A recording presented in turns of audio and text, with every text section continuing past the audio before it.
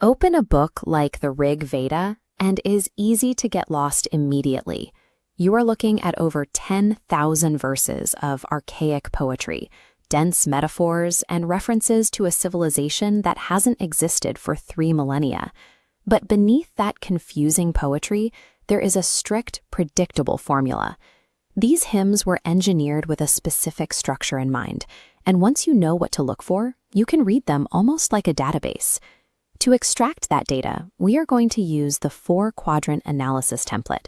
This grid breaks any hymn down into 4 distinct categories: deity profile, ritual mechanics, mythological events, and human petitions. For this tutorial, you will need a translated text, 4 distinct highlighters, and the downloadable template. By applying this method, you shift from passively consuming thousands of lines of confusing verse to actively extracting tangible historical data, 1 quadrant at a time. Step 1 is building the deity profile. Start by scanning the title and the first stanza of your text to isolate the exact subject and their specific epithets or titles. Ancient gods are defined by their functions. They are invoked to perform specific jobs, so their titles tell us exactly what utility they served for the people praying to them. In Hymn 21, the title reads Indra and Agni. Highlight Soma drinkers and mighty lords. We must separate generic praise from actual jobs. Mighty is generic, while Soma drinkers is a highly specific title telling us how these gods are fed. Next is Step 2, Ritual Mechanics. Switch to your green highlighter and scan the text for physical objects, liquids, and real-world actions. We are looking past the spiritual realm and focusing purely on the material. Isolating these physical elements allows us to reconstruct the tangible, step-by-step Bronze Age rituals happening around the fire. In Hymn 28, the text gives us clear physical nouns. We highlight broad-based stone, mortar sheds, and soma juice. We now know exactly what tools the priests are using on the ground. The difficulty here is untangling literal ritual tools from purely poetic devices.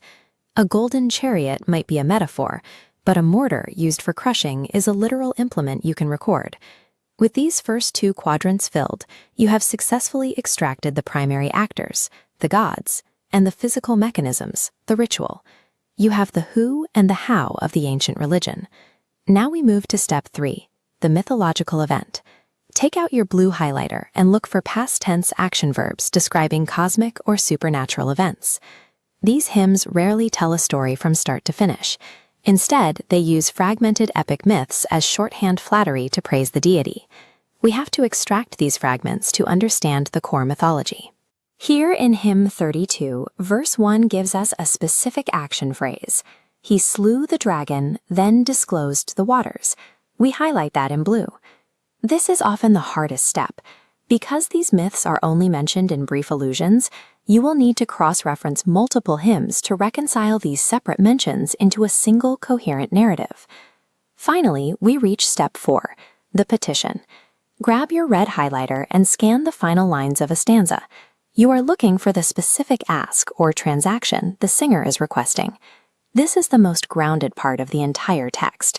Stripped of the cosmic poetry, the petition reveals the everyday, mortal anxieties of the ancient people singing these songs. In Hymn 24, the text shows clear requests in verses 21 and 22. We highlight the phrases, team with medicine to keep my body safe, and remove it far from me. While this section humanizes the singers, you will notice these requests become highly repetitive. Across thousands of verses, the petitions almost always boil down to simple survival needs: a plea for wealth, a plea for health, and a plea for progeny. By isolating the epic, supernatural myth alongside the desperate human petition, we bridge the gap. We connect their grand cosmic worldview directly to their daily struggle to survive. Let's look at the result of this process. Our 4-quadrant grid is now completely filled with extracted data points: the titles of Indra and Agni, the physical mortar and Soma, the dragon-slaying myth, and the petitions for health and forgiveness. You have bypassed the confusion of reading 3,000-year-old scripture. The impenetrable poetry has been transformed into a structured, analytical dataset. Now it is your turn to test this framework. Look at the text for hymn 37, dedicated to the Marits.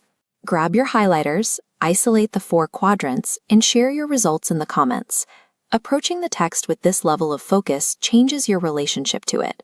By isolating these specific data points, you've reconstructed the core values and daily priorities of an ancient civilization.